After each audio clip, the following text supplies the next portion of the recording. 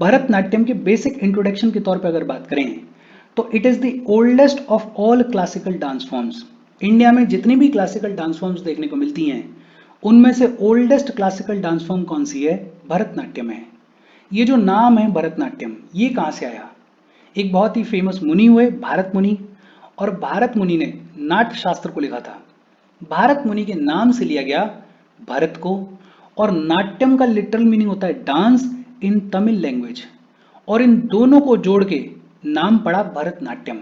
हालांकि कुछ ऐसे भी स्कॉलर्स हैं जो कि ये मानते हैं कि ये जो टर्म है भरत, इसका लिटरल मीनिंग होता है भाव, इसका लिटरल मीनिंग होता है राग, इसका लिटरल मीनिंग होता है ताल। बेहद सिंपल। और एक इंपॉर्टेंट चीज अभी तक हमने देखी, और वो इंपॉर्टेंट चीज क्या है कि Bharatanatyam is the oldest of all classical dance forms. अच्छा, ये जो भरतनाट्यम है इसके ओरिजिन की कहानी क्या है? इसका ओरिजिन ट्रेस बैक किया जाता है टू सादिर। सादिर को ओरिजिन ट्रेस बैक किया जाता है भरतनाट्यम का। और सादिर का मतलब क्या होता है? तमिलनाडु के अंदर देवदासीज का सिस्टम देखने को मिलता था। तमिलनाडु के अंदर टेम्पल डांसर्स का सिस्टम देखने को मिलता था। ये जो देवदासीज हुआ करती थी, इनकी जो सोलो डांस परफॉर्मेंस होती थी, उस सोलो डांस परफॉर्मेंस को ही क्या बुलाया जाता था? सादिर बुलाया जाता था। और इस सादिर से अल्टीमेटली ओरिजिनेट हुआ भरतनाट्यम, और इसलिए भरतनाट्यम को दाशी अत्तम भी बुलाया जाता है। क्या बुलाया जाता है? दाशी अत्तम भी बुलाया जाता है। बेहद सिंपल। भरतनाट्यम का जो ओरिजिन है वो ट्रेस बैक किया जाता है सादिर को, और सादिर का लिटिल मीनिंग क्या होता है? तमिलनाडु के अंदर जो देवदासीज का सिस्टम चलता था, इन देवदासीज की जो सोलो डांस परफॉर्मेंस होती थी, उस सोलो डांस परफॉर्मेंस को ही क्या बुलाया जाता था? सादिर बुलाया जाता था। लेकिन जैसे जैसे ये जो देवदासीज का सिस्टम है, जैसे जैसे ये डिक्लाइन होने लगा, जैसे जैसे ये खत्म होने लगा, वैसे वैसे ये जो आर्ट है ये भी ऑलमोस्ट खत्म हो गई, ये भी ऑलमोस्ट एक्सटिंक्ट हो गई। लेकिन इसको रिवाइव किया गया, और इसको रिवाइव किसने किया? इसको रिवाइव किया ई कृष्णा अय्यर ने। ई कृष्णा अय्यर अपने आप में फेमस, अपने आप में बड़े इंपॉर्टेंट फ्रीडम फाइटर हुए हैं। ई कृष्णा अय्यर ने इस आर्ट को रिवाइव किया। और ये जो भरतनाट्यम है इसकी एक बहुत ही फेमस प्रोपोनेंट हुई जिनका नाम था रुक्मिणी देवी अरुंदले। और ये जो नाम है, ये नाम भी अपने आप में इंपॉर्टेंट है।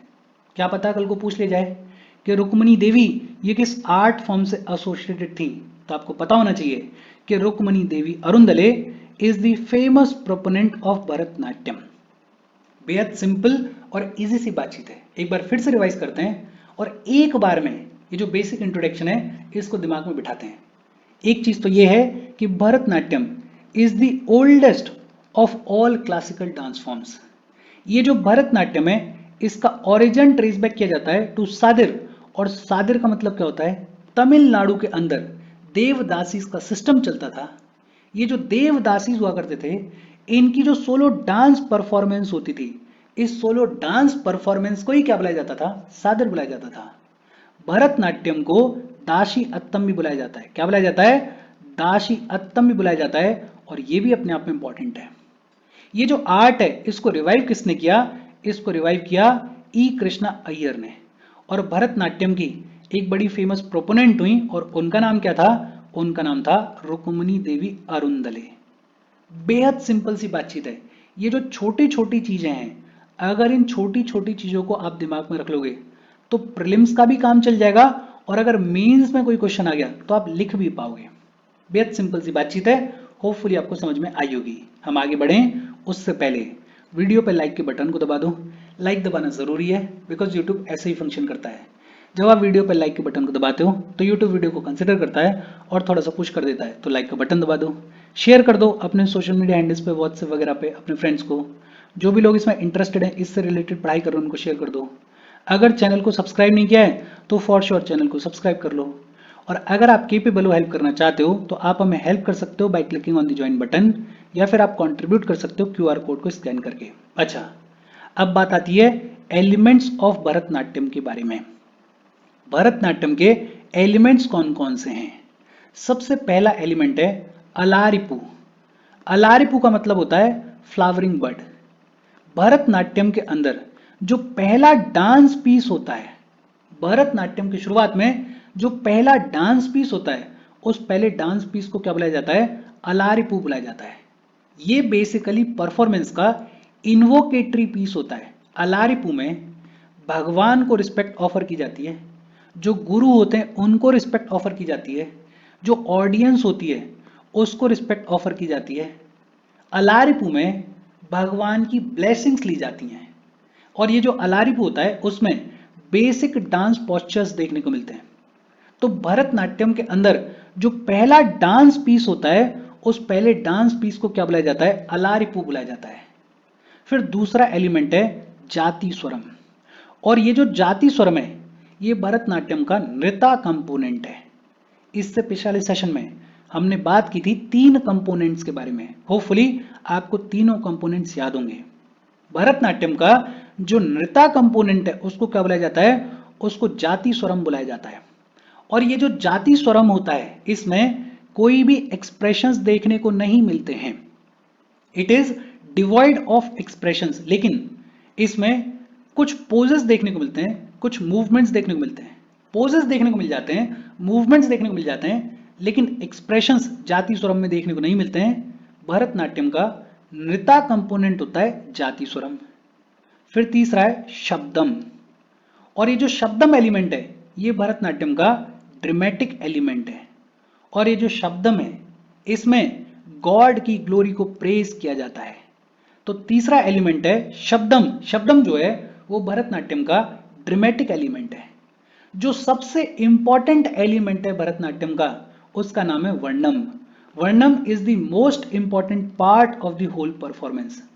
वर्णम जो है वो भरतनाट्यम का नृत्य कंपोनेंट है। भरतनाट्यम का जो नृत्य कंपोनेंट है उसको क्या बुलाया जाता है? उसको वर्णम बुलाया जाता है। वर्णम में डांस और इमोशंस दोनों का कॉम्बिनेशन देखने को मिलता है। फिर अगला एलिमेंट है पदम। और ये जो पदम नाम का एलिमेंट है इसमें जो आर्टिस्ट होता है वो अपने अभिनय के थ्रू, अपने एक्सप्रेशंस के थ्रू स्पिरिचुअल मैसेज देता है। ये जो पदम होता है इसमें लाइट म्यूजिक देखने को मिलता है और इमोशनल डांस देखने को मिलता है। फिर अगला एलिमेंट है जवाली। जवाली के अंदर शॉर्ट लव की लिरिक्स को परफॉर्म किया जाता है और फास्टर टेम्पो में परफॉर्म किया जाता है। पदम में क्या होता है? पदम में जो आर्टिस्ट होता है वो अपने अभिनय के थ्रू स्पिरिचुअल मैसेज देता है। अगला एलिमेंट जवाली। जवाली में क्या होता है? शॉर्ट लव की लिरिक्स को परफॉर्म किया जाता है और फास्टर टेम्पो पे परफॉर्म किया जाता है। और लास्ट एलिमेंट होता है थिलाना। ये जो थिलाना होता है ये concluding stage of the performance होती है। थिलाना के अंदर प्योर डांस देखने को मिलता है, नृत्य देखने को मिलता है। थिलाना के अंदर लंबे चौड़े मूवमेंट देखने को मिलते हैं और रिदमिक वेरिएशंस देखने को मिलती हैं। तो भरतनाट्यम की जो कंक्लूडिंग स्टेज होती है, जो कंक्लूडिंग एलिमेंट होता है उसे क्या बुलाया जाता है? उसे थिलाना बुलाया जाता है। बेहद सिंपल और इजी सी बातचीत है, एक बार में दिमाग में बैठाओ। भरतनाट्यम जो है वो ओल्डेस्ट है सभी क्लासिकल डांस फॉर्म्स में। भरतनाट्यम का जो ओरिजिन है वो ट्रेस बैक किया जाता है सादिर को। भरतनाट्यम को दाशी अत्तम भी बुलाया जाता है। इस आर्ट को रिवाइव किसने किया? ई कृष्णा अय्यर ने। और एक फेमस प्रोपोनेंट कौन हुए? रुक्मिणी देवी अरुंदले। एलिमेंट्स की अगर बात करें तो पहला एलिमेंट है अलारिपू। भरतनाट्यम का जो पहला डांस पीस होता है उसको क्या बुलाया जाता है? उसको अलारिपू बुलाया जाता है। दूसरा एलिमेंट है जाति स्वरम। भरतनाट्यम का जो नृत्य कंपोनेंट होता है उसको क्या बुलाया जाता है? उसको जाति स्वरम बुलाया जाता है। तीसरा एलिमेंट है शब्दम। भरतनाट्यम का जो ड्रामेटिक एलिमेंट होता है उसको क्या बुलाया जाता है? उसको शब्दम बुलाया जाता है। चौथा एलिमेंट है वर्णम। जो नृत्य कंपोनेंट होता है भरतनाट्यम का उसको क्या बुलाया जाता है? उसको वर्णम बुलाया जाता है। और ये सबसे इंपॉर्टेंट पार्ट होता है। फिर अगला एलिमेंट है पदम। पदम के अंदर जो आर्टिस्ट होता है वो अभिनय के थ्रू, एक्सप्रेशन के थ्रू स्पिरिचुअल मैसेज देता है। अगला एलिमेंट है जवाली। जवाली में शॉर्ट लव की लिरिक्स को परफॉर्म किया जाता है, फास्टर टेम्पो पे परफॉर्म किया जाता है। और जो कंक्लूडिंग एलिमेंट होता है उसको बुलाया जाता है तिलाना। क्या बुलाया जाता है? थिलाना बुलाया जाता है। अच्छा, ये जो एलिमेंट्स हैं ये एलिमेंट्स 4 टीचर्स ने दिए। ये जो 4 टीचर्स थे ये तंजवूर को बिलोंग करते थे। इन 4 टीचर्स ने इन एलिमेंट्स को दिया था। ये जो 4 टीचर्स हैं इनको तंजौर क्वार्टेट भी बुलाया जाता था। तंजौर क्वार्टेट भी बुलाया जाता था। 4 टीचर्स के नाम क्या क्या थे? एक चिन्हाहा, एक पोनिया, एक वाडीवेलु और एक शिवनंदम। ये 4 टीचर्स थे जिन्होंने ये एलिमेंट्स दिए थे। कहां से बिलोंग करते थे? तंजौर से बिलोंग करते थे। इनको तंजौर क्वार्टेट भी बुलाया जाता था और इनके अंडर भरतनाट्यम को तंजौर नाट्यम भी बुलाया जाता था। क्या बुलाया जाता था? तंजौर नाट्यम भी बुलाया जाता था। बेहद सिंपल और इजी सी बातचीत है। अच्छा, जो ज्यादा इंपॉर्टेंट चीज है वो ये है कि ये जो भरतनाट्यम है इसके इंपॉर्टेंट कैरेक्टरिस्टिक्स क्या हैं? एक तो भरतनाट्यम को फायर डांस भी बुलाया जाता है और ये अपने आप में इंपॉर्टेंट है। कल को कोई पूछ ले कि फायर डांस किस क्लासिकल डांस फॉर्म को बुलाया जाता है, तो फायर डांस भरतनाट्यम को बुलाया जाता है। क्यों बुलाया जाता है? बिकॉज इसमें जो परफॉर्मेंस दी जाती है it is manifestation of fire in human body. इसमें जो मूवमेंट्स देखने को मिलते हैं वो डांसिंग फ्लेम को रिजेंबल करते हैं और इस वजह से भरतनाट्यम जो है इसको फायर डांस भी बुलाया जाता है। अच्छा, डांस के अंदर अडावू देखने को मिलता है। अडावू का मतलब स्टेप्स देखने को मिलते हैं। डांस के अंदर हस्त मुद्रा देखने को मिलती हैं। हस्त मुद्रा का मतलब हैंड पोस्चर्स देखने को मिलते हैं। डांस के अंदर भाव अभिनय देखने को मिलता है। भाव अभिनय का मतलब फेशियल एक्सप्रेशंस देखने को मिलते हैं। तो भरतनाट्यम डांस में अडावू स्टेप्स देखने को मिलते हैं, हस्त मुद्रा हैंड पोस्चर्स देखने को मिलते हैं और भाव अभिनय फेशियल एक्सप्रेशंस देखने को मिलते हैं। ये जो भरतनाट्यम नाम की परफॉर्मेंस होती है उसके शुरुआत में गणपति और नटराज को वर्शिप किया जाता है। गणपति और नटराज को वर्शिप किया जाता है। अच्छा, जो परफॉर्मर्स होते हैं उनका कॉस्ट्यूम किस तरीके का होता है? जो मैन होते हैं उनका कॉस्ट्यूम कांचीपुरम सिल्क से बना हुआ होता है। मैन की जो जैकेट होती है, जो पजामाज होते हैं, वो कांचीपुरम सिल्क से बने हुए होते हैं और विमेन के जो कॉस्ट्यूम होते हैं वो बनारसी सिल्क से बने हुए होते हैं। मेन का कॉस्ट्यूम कांचीपुरम सिल्क से बना हुआ होता है और विमेन का कॉस्ट्यूम बनारसी सिल्क से बना हुआ होता है। एक और इंपॉर्टेंट चीज, भरतनाट्यम के अंदर इक्वल फोकस किया जाता है तांडव एस्पेक्ट और लास्य एस्पेक्ट के ऊपर। जो मेल एस्पेक्ट है डांस का और जो फेमिनाइन एस्पेक्ट है डांस का, उन दोनों के ऊपर इक्वल फोकस किया जाता है भरतनाट्यम में। भरतनाट्यम में बहुत सारी मुद्रा दिखाई जाती हैं, लेकिन एक जो प्रिंसिपल मुद्रा है वो कौन सी है? वो है कथक मुखा हस्ता। कथक मुखा हस्ता, ये जो मुद्रा आपको दिख रही है ये प्रिंसिपल मुद्रा है। इसमें 3 फिंगर्स को कुछ इस तरीके से ज्वाइन किया जाता है कि ओम को सिंबलाइज किया जाता है। तो भरतनाट्यम में जो प्रिंसिपल मुद्रा है उसका नाम क्या है? कथक मुखा हस्ता।